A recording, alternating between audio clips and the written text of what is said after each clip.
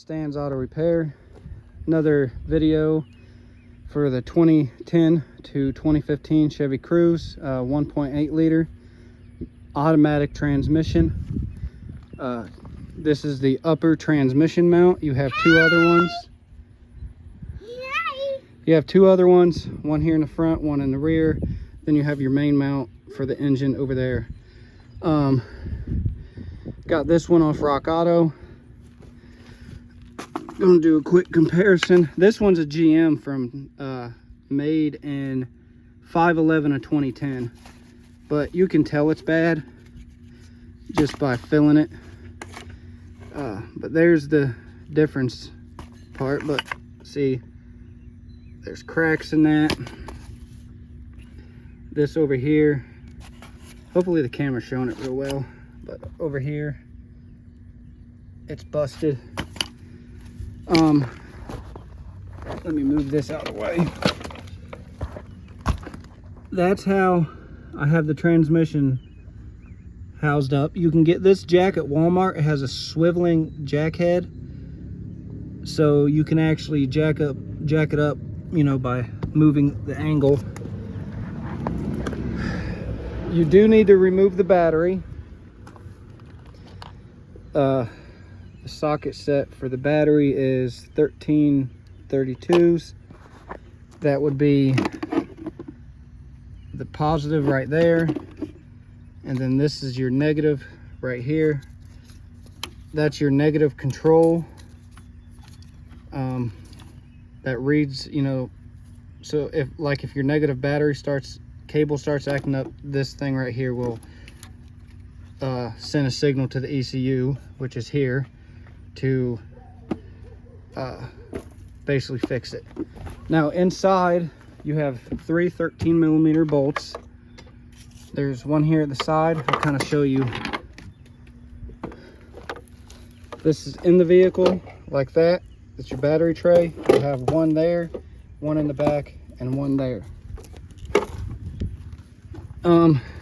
Down below here, that's where, right here is where the negative reader clips in, and there's a little clip right there where my finger is.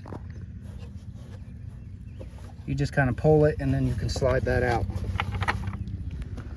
I will say be awfully careful with this wire here. I've already had to re-splice mine twice because it just broke off easily. This back bolt, like here's all the bolts here, they're 15. Yeah, all the transmission mount bolts are 15. There's one located here. These two, one's located here, one's located here. Hey people, then these three are located right here.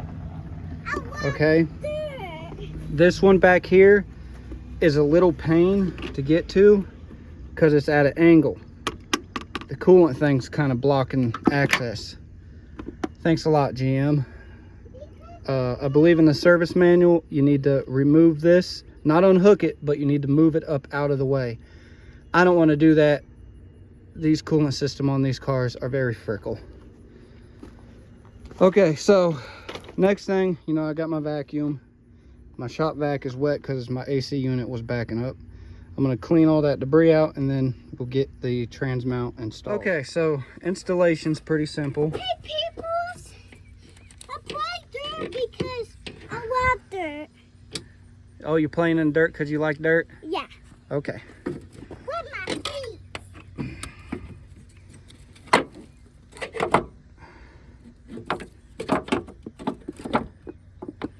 Okay, now I'm going to get these bolts started.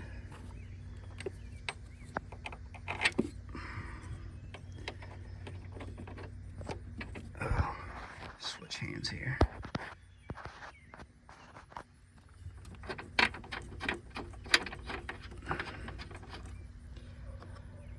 This one started.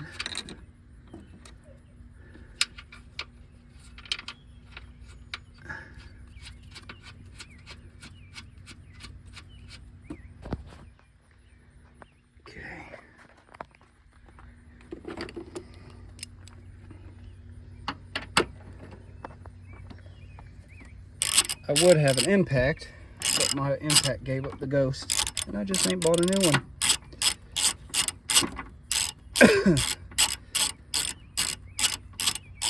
So go ahead and tighten these ones down, and then we'll get to the ones on the real quick. I have my extension running down back behind this wire, and just a slight push and you can get it almost straight.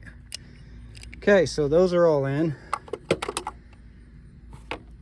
Now, trans mount. I think I'm gonna need 2 hands for this.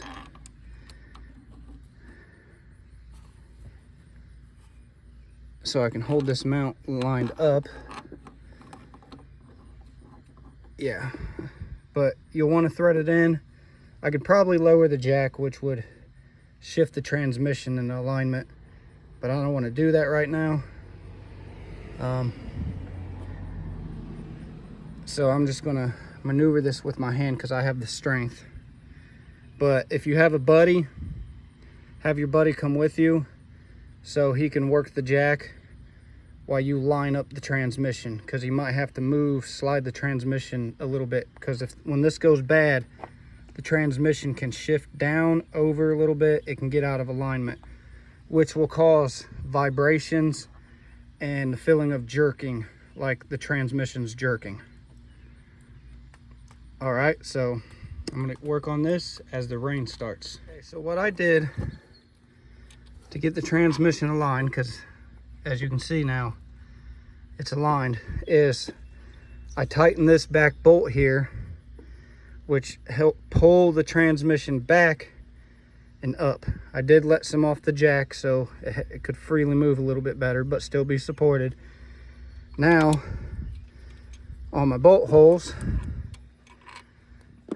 well, that one's a little off keister, but I think it will straighten up as I tighten it. So thread these in by hand as far as I can. Threading them in by hand, I mean, yeah, the way I'm doing it's going to take a little bit longer, but that's perfectly okay, because I can feel the threads. I'll know if anything's going to bind up. And if it threads in smooth like that, you're good. If it binds up, you could have the bolt a little crooked, cockeyed, or the last person that did this could have cross-threaded stuff. So that's typically why we always thread with hand. Impact tools really don't work on stuff like this. All right, so I'm gonna get these tightened up and then get everything hooked back together. Okay, next we'll get our battery tray back in. We'll hand thread these bolts back in. That way we can just tighten them.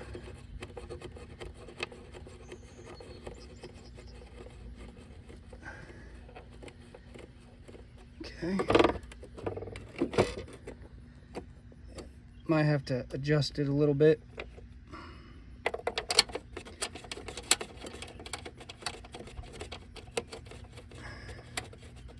If you're wondering, this is the battery tray box. What was the torque spec for the trans mount?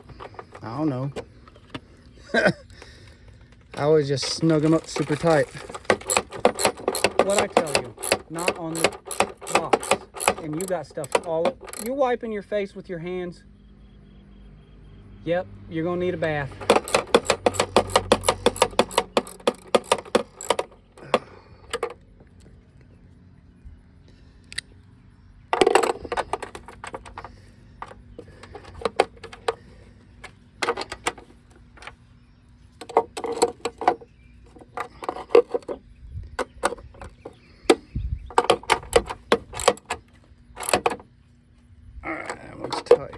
These just have to be snug. You don't have to over tighten them, but you want them tight enough to where they don't vibrate loose, and then you get a rattle. Look at this rock. I know, that's cool, huh?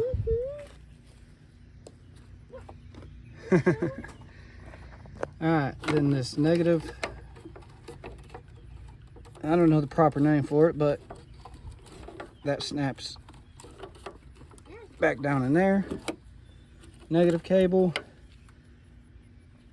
I believe this runs down to the starter. Alright, so that's all done. Now, just need the battery.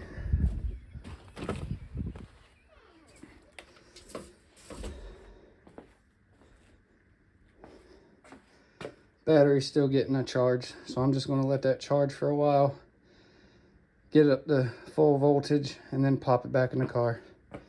I always do that when I take the battery out. Alrighty. Once I go to put the battery back in,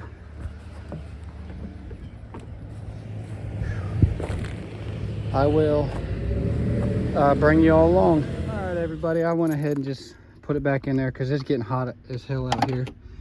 But just to show you, got the negative back on, got the positive back on, got the power wire back on, got my cover back on. Make sure that thing's actually plugged in and attached. Other than that, I need to set the clock time and everything.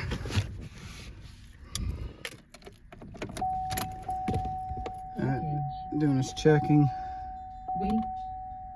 Yeah, see, it resets when you take the battery out. Hood's open. All right, here we go. Oh man, I love that. Normally when I would start the car would jolt, and I don't feel the vibration no more. And the engine's smooth. I wish I could have thought ahead of time. I could have showed you everything, but let me hold the camera still.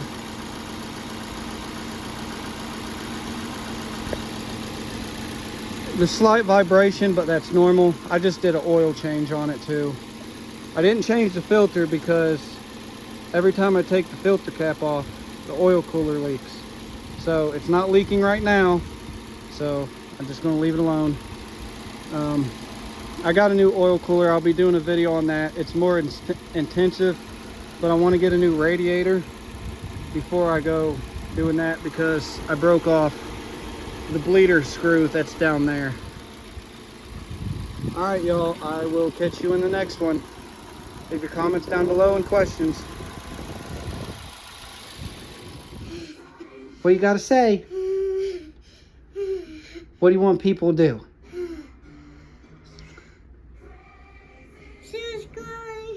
Hit the bell. Hit the bell. You're being embarrassed right now. Are you dancing to Britney Spears? Oh, okay. You can go back and dance. Love you, stinkerhead.